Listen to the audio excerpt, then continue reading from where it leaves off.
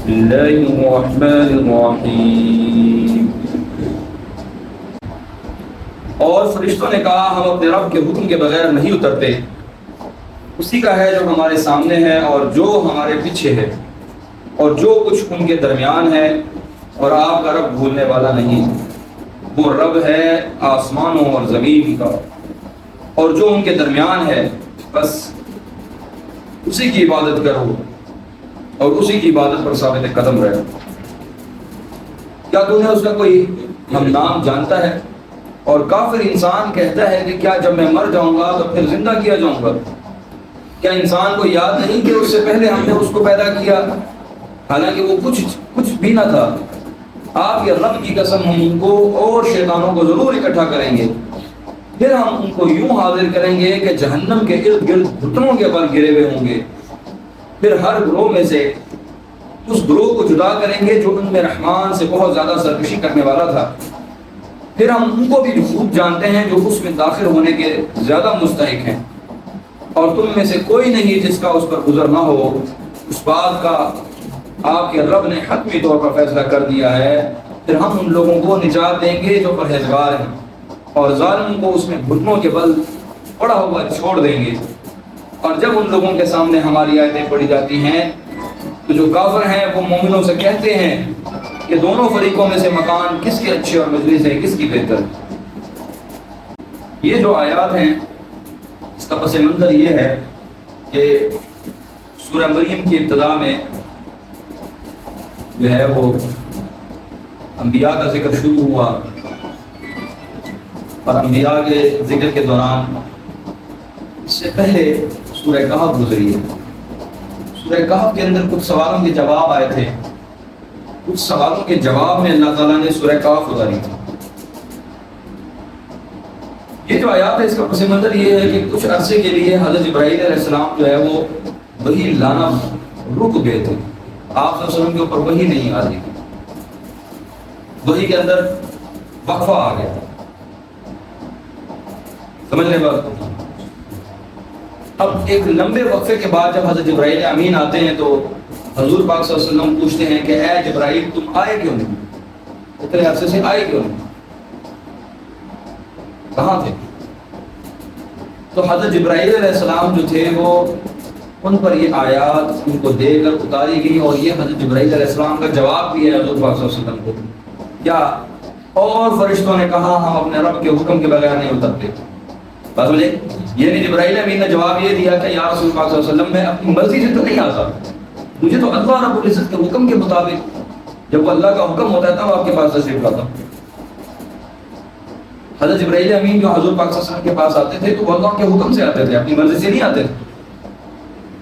تو یہ وہ بات ہے۔ اور فرشتوں نے کہا ہم اپنے رب کے حکم کے بغیر نہیں اترتے، اسی کا ہے جو ہمارے سامنے ہے اور جو ہمارے پیچھے ہے۔ یہ ساری گفتگو جبرائیل امین کی، یا جبرائیل علیہ السلام فرما رہے ہیں کہ زمین اور آسمان کے اندر جو کچھ بھی ہے، ہمیں جو بھی علم اس میں سے دیا جاتا ہے وہ سب اللہ کی طرف سے ہوتا ہے، ہمارا اپنا ذاتی تو نہیں ہے، اپنی مرضی سے نہیں آ سکتے، یا ایسا بھی نہیں ہے کہ اللہ کا حکم ہو گیا ہو مجھے آپ کی طرف آنے کا اور میں نہ آؤں، ایسا بھی نہیں ہو سکتا۔ حکم ربی ہوگا تو میں آ جاؤں گا، اب اللہ کا حکم ہو گیا تو میں آپ کے پاس آ گیا ہوں، اس سے پہلے جو ہے وہ حکم نہیں تھا اس لیے نہیں آ رہا تھا۔ وما بین ذلک وما کان ربک نسیا، اور ایک اور بات جبرائیل امین فرما رہے ہیں اور جو کچھ ان کے درمیان ہے یہ سب کا سب کس کا ہے؟ اللہ کا ہے۔ ساتھ میں ہی جبرائیل امین اللہ رب العزت کی اوپر ایک اور گواہی دے رہے ہیں، آپ کا رب، آپ یہ نہ سمجھیں کہ آپ کو بھول گیا ہے، سمجھ نہیں بات کی؟ اچھا یہ جب وہی کچھ اثر کے لیے بن رہی نا تو لوگوں نے باتیں شروع کی، محمد کا صلی اللہ علیہ وسلم کا خدا اس کو چھوڑ دیا، یہ باتیں بڑی گردش کی، لوگوں میں مشہور ہوئی، پھرتے پھرتے چلتے چلتے جب آپ صلی اللہ علیہ وسلم کے پاس پہنچے تو آپ صلی اللہ علیہ وسلم کی زبان میں پڑی نہیں ہے بات، بڑا دکھ ہوا اس بات سے۔ اللہ یہ وہی موقع ہے کہ جب حضرت خدیجہ رضی اللہ تعالیٰ عنہا بھی یہ الفاظ کہنے پر مجبور ہوگی کہ یا رسول اللہ صلی اللہ علیہ وسلم بڑا عرصہ ہو گیا آپ کی وہی نہیں، اللہ کی ناراض تو نہیں ہے آپ سے، تو لوگوں کا کہنا اتنا تکلیف نہیں تھا. جب حضرت خدیجہ رضی اللہ تعالیٰ عنہ انہوں نے یہ الفاظ کہے نا تو آپ صلی اللہ علیہ وسلم اس سے بڑے پریشان. اب جب جبرائیل امین آتے ہیں، جبرائیل امین جو ہے وہ آپ صلی اللہ علیہ وسلم ان سے فوراً کہتے ہیں جبرائیل یہ ادھر تھے تم اتنے عرصے سے کہاں تھے، آئے کیوں؟ تو جبرائیل امین کا آگے سے جواب ہے کیا؟ یا رسول اللہ صلی اللہ علیہ وسلم اپنی مرضی سے نہیں بھیجے، اپنی مرضی سے نہیں آتے، پھر اب بھی ہوتا ہے. اور ہم آپ کے پاس جو کچھ بھی لے کر آتے ہیں وہ سب کا سب کیا ہوتا ہے؟ علم ربی ہوتا ہے، اللہ کی طرف سے آتا ہی علم ہوتا ہے، وہ علم ہم آپ کے پاس لے کر آتے ہیں. ہاں یہ بات یاد رکھیے گا، یہ جو لوگ کہہ رہے ہیں نا کہ آپ کا رب آپ کو بھول گیا، اس کا جواب کیا ہے؟ وما کان ربک نسیا، اور آپ کا رب بھولنے والا نہیں، آپ کا رب بھولنے والا نہیں. یہ جواب ہے. لوگ باتیں کر رہے تھے کہ آپ کا رب آپ کو بھول گیا، آپ کا رب بھولنے والا نہیں ہے، وہ آپ کو نہیں بھول سکتے.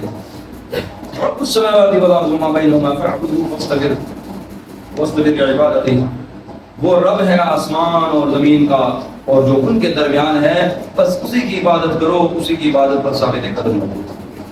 هل تعلم، اس کا کوئی ہم نام اس پوری کائنات کے اندر کوئی نہیں ہے. اللہ کیا ہم نام کوئی نہیں ہے اس پوری کائنات کے اندر. اللہ ایک ہے، اس نام کی ذات ایک، رحمان رحیم، جو صفاتی نام ہے سب اللہ کے نام ہیں. اللہ رب العزت کی ذات کے ہیں اور کسی ذات کے نہیں. وَيَقُولُ الْإِنسَانُ أَإِذَا مَا مِتُّ لَسَوْفَ أُخْرَجُ حَيًّا، اور کافر انسان یہ کہتا ہے، اور کیا انسان یہ کہتا ہے کہ جب میں مر جاؤں گا تو پھر زندہ کیا جاؤں گا. ٹھیک ہو گیا. یہود اور نصارہ اور کفار مشرکین جو تھے وہ یہ کہا کرتے تھے کہ یا رسول یا محمد صلی اللہ علیہ وسلم آپ کہتے ہیں کہ ہم مر کے دوبارہ زندہ ہوں گے، کیسے؟ سورہ یاسین کے اندر ایک واقعہ آتا ہے، شخص ایک بوسیدہ ہڈی کسی قبر سے اٹھائی ہوئی ہاتھ میں لے کر آتا ہے اور آپ صلی اللہ علیہ وسلم صحابہ کے درمیان بیٹھے ہیں. وہ آتا ہے اور اس ہڈی کو پکڑتا ہے، اپنے ہاتھ کی ہتھیلی پر مسلتا ہے، اس کو پاؤڈر بنا دیتا ہے، پھونک مارتا ہے اور اٹھ جاتا ہے. اور ساتھ میں آپ صلی اللہ علیہ وسلم کو کہتے ہیں اے محمد تیرا رب اس کو بھی زندہ کرے گا، بول تیرا رب اس کو بھی زندہ کرے گا. تو اس وقت سورہ یاسین کے اندر یہ پوری آیات اتاری گئی کہ یہ شخص یہ آتا ہے اور کس کو کہہ رہا ہے، کس سے سوال کر رہا ہے کہ کیا رب اس کو اس ہڈی کے چورے کو زندہ کرے گا. اس سے یوں پوچھو یہ تو پھر ہڈی کا چورا ہے، تو جب کچھ بھی نہ تھا تو تب کس نے پیدا کیا؟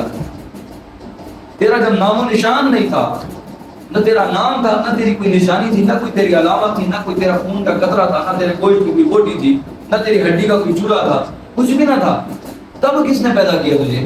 جب وہ رب کچھ نہیں سے اتنا بڑا انسان پیدا کر سکتا ہے تو ابھی تو تمہارا نام و نشان بھی ہے، سب کچھ ہے. جاری سائنس بھی اس چیز کو مانتی ہے کہ کچھ چیزیں ایسی ہیں جو انسان کی صرف یعنی فنگر پرنٹ ہے، کسی انسان کا فنگر پرنٹ دوسرے کے ساتھ نہیں ملتا. نمبر 1. نمبر 2، کسی انسان کا ڈی این اے دوسرے کے ساتھ نہیں ملتا، میچ نہیں کرتا. ہر بندے کا ڈی این اے اپنا الگ ہے. اگر صرف اور صرف ہر انسان کا تھوک لے لینا، تھوک، اس کے تھوک سے وہ شخص بندہ پہچانا جاتا ہے یہ کس کی تھوک ہے، اس کے اندر اس کا ڈی این اے ہوتا ہے. سمجھ رہے بات کو؟ ایسی ذات ہے.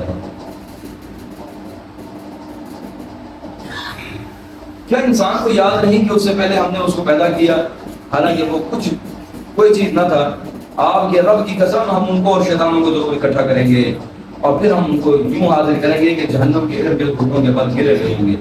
یعنی یہ جہنم جب ان کے سامنے لائی جائے گی تو یہ ڈر، خوف اور جو ہے وہ ہیبت کی وجہ سے، اس جہنم کی خوف کی وجہ سے اس کے سامنے گھٹنوں کے بل گرے ہوئے.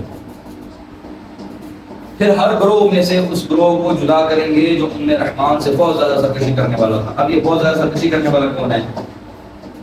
ہر گروہ کے اندر، ہر امت کے اندر ایسے لوگ رہے ہیں جو دوسروں کی نیوی گمراہی کا باعث بنے. سمجھ رہے ہیں بات کو؟ دوسروں کے لیے گمراہی کا باعث بنے، یعنی غلط علم دینے والے، لوگوں کو غلط رستہ دکھانے والے، لوگوں کے اندر غلط رواج ڈالنے والے، لوگوں کو غلط رستہ دکھانے والے. یہ وہ لوگ ہیں جو اللہ کے عذاب کے سب سے زیادہ مستحق ہیں، جن کا ذکر آگے قرآن کے اندر آ رہا ہے۔ یعنی ہر انسان کا دوسرے انسان کے اوپر اثر پایا جاتا ہے۔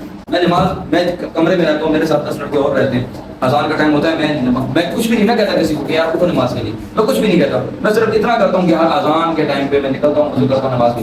تو یہ بھی میری طرف سے ایک خاموش دعوت ہے، سمجھ رہے ہیں بات؟ ایک خاموش دعوت ہے۔ ویسے کرنا تو یہ چاہیے کہ میں باقاعدہ دوسروں کو کہوں کہ بھائی چلو نماز کے لیے۔ عمل انسان کے عمل کا دعوت بنتا ہے۔ اسی طرح کسی گناہ کو کا رواج ڈالنے والا، مثال لے لیں، عورت کے اندر عورتوں کے بیچ میں عریانی، بے حیائی، بے شرمی کو سب سے پہلے جس نے ایجاد کیا، عورت کو آزادی کا کنسیپٹ دیا، آزاد ہو، مرد کے غلام نہیں ٹھیک ہے، تم صرف مرد کی جسمانی وہی تو ہو رہا ہے۔ میرا جسم، میری مرضی کیا ہے، یہی کچھ تو ہے میری زندگی میں جس طرح گزاروں، میرا لباس، میری مرضی۔ اس کو کہو تم اپنے جسم کے اوپر پردہ کرو، کہتے ہیں اپنی آنکھوں پہ پردہ کرو، سمجھ رہے بات؟ عورت اگر بے لباس ہوتی ہے، عورت کو اگر لباس کے اندر آزادی ملتی ہے، تو اس میں عیاشی کس کی ہے؟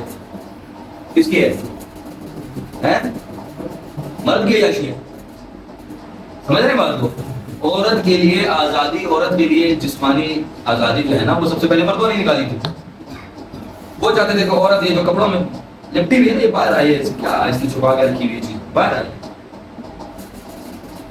سمجھ رہے؟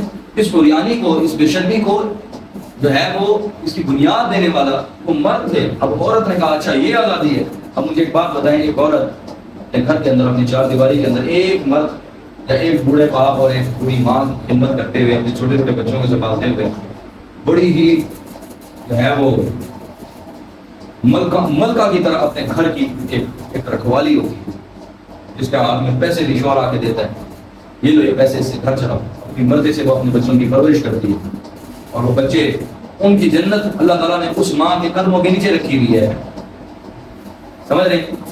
تو ایک چار دیواری کے اندر رہتی ہوئی وہ جو عورت ہے، وہ 2 3 4 بچوں کی پرورش کر رہی ہے، ایک شوہر کو عزت دے رہی ہے، اور باعزت طریقے سے اپنے شوہر سے پیار محبت کے اندر اپنی ہر جو ہے وہ خواہش پوری کروا رہی ہے۔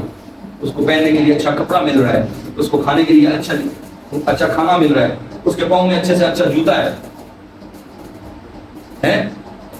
اور ایک عورت وہ ہے جو کسی ڈرائیور کی بس میں کھڑی ہے، ٹھیک ہے، یا کسی وہ میٹرو کے اندر کھڑی ہے، اور تیرے میرے جیسا ہر بندہ جاتا ہے اور کہتا ہے، اس کو دور سے آنکھیں بھی مارتا ہے، ٹھیک ہے، جب وہ کہیں جھکتی ہے تو اس کے ہر انداز کو بھی دیکھتا ہے، ٹھیک ہے، اور کوئی چیز نظر آ بھی رہی ہے تو بانے سے اس کو بلانا، اس سے بات کرنا، میں بھی آ رہا ہوں، کوئی لتو پتو کوئی جائے نا جس کو گھر پہ کوئی دوسری دفعہ روٹی نہیں ملتی، وہ بھی جا کے اسی سے بات کر رہا ہو، اس کو بھی یہ کہہ رہی ہے سر، ٹھیک ہے، یا ڈیمو کی گاڑی کے اندر کوئی بندہ بیٹھا ہوا ہے، کوئی نشئی کبابی اور کوئی ثانی قسم کا بندہ، جو اس کی جسم کے ایک ایک حصے کے اوپر اس کی نظر ہے، اس کی آواز سننے کے لیے، اس کو ایک نظر قریب سے دیکھنے کے لیے آواز لگاتا ہے، اور وہ آتی ہے اس کے سامنے جھک کے کہتی ہے جی سر، اور 30 سے 35 یا 40 50 سیٹیں ہیں، اور ان 50 سیٹوں کے اوپر 50 مرد بیٹھے ہوئے ہیں، اور ان 50 مردوں کے آگے جھک کے وہ سلام کر رہی ہے، ان کی خدمت کر رہی ہے۔ کوئی کہہ رہا ہے مجھے پانی لا دو، کوئی کہتا ہے مجھے جو فلانی کر دو، مجھے فلانی کر دو، اور یہ عورت کبھی فرنٹ پہ جا رہی ہے، کبھی اینڈ پہ جا رہی ہے، اور یہ بہانے سے ساری سواریاں جو ہے وہ اس سے مزے لے رہی ہیں، بات کر کے، اس کی آواز سن کے، اس کو دیکھ کے قریب سے، اس کی خوشبو سن کے۔ بتائیں کون سی عورت عزت کی زندگی گزار رہی ہے؟ وہ جو کسی بس کے اندر طرح طرح کا بندہ اس کی عزت کو دیکھ رہا ہے، وہ عورت کہہ رہی ہے میں آزاد ہوں۔ تم کس چیز میں آزاد ہو؟ تم کسی مرد کو کہہ سکتی ہو میں نے پانی نہیں دینا؟ ٹھیک ہے، کیا جن مردوں کی تم خدمت کر رہی ہو، اس مردوں کی خدمت کے اوپر تمہیں 4 پیسوں کے علاوہ کچھ مل رہا ہے؟ کیا مل رہا ہے؟ کیا تم یہ کام کر کے تمہیں اس پر ثواب مل رہا ہے؟ وہاں جب گھر پہ تھی تو تم شوہر کو پانی کا گلاس پلو تو اس پر بھی ثواب، شوہر کو میٹھی زبان سے بلانے کا ثواب۔ میری بات سننے، جو عورت اپنے شوہر کو، حدیث بتانے لگوں، جو عورت، جو بیوی اپنے شوہر کے کہے بغیر اس کا سر دبا دے، یا اس کی پاؤں دبا دے، یا اس کے بازو دبا دے، ساری رات کائنات کے اندر جتنی مچھلیاں ہیں، فرشتے ہیں، سب کے سب اس عورت کے لیے جنت کی دعائیں ہوں۔ مغفرت کی دعائیں اس عورت کی جو اس کے کہے بغیر اس کے پاؤں دبا دے، اس کا سر دبا دے، اس کے ہاتھ دبا دے. یہ خدمت تھی جو تم نے کرنی تھی اور تمہیں اجر ملنا تھا جس کے وہاں تم لوگوں کے سامنے جو ہے نا وہ کوکا کولے اور اسپرائٹ کی بوتلیں لے کے پھر رہی ہے. اس کو تم آزادی سمجھتی ہو، مجھے آزادی چاہیے. وہ جو مولانا صاحب نے بات کی تھی نا بھائی مرد اور عورت کبھی بھی برابر نہیں ہو سکتے. اللہ رب العزت نے 1,24,000 انبیاء کا مبے ستارے ہیں بھیجے ہیں اس دنیا کے اندر، ایک بھی عورت نہیں تھی ان میں، سبھی مرد تھے. قرآن پاک کا اللہ تعالیٰ نے فرمایا سبھی مرد تھے. اللہ تعالیٰ نے اگر رتبہ دینا ہوتا عورت سے تو نبوت کا رتبہ دیتے. سمجھ میں آئی بات؟ شاید بات کہیں سے نہیں نکل گئی، میرے خیال سے یہاں تک کافی ہے. ٹھیک ہے، جو کچھ سنا اس پر عمل کی توفیق نصیب فرمائے.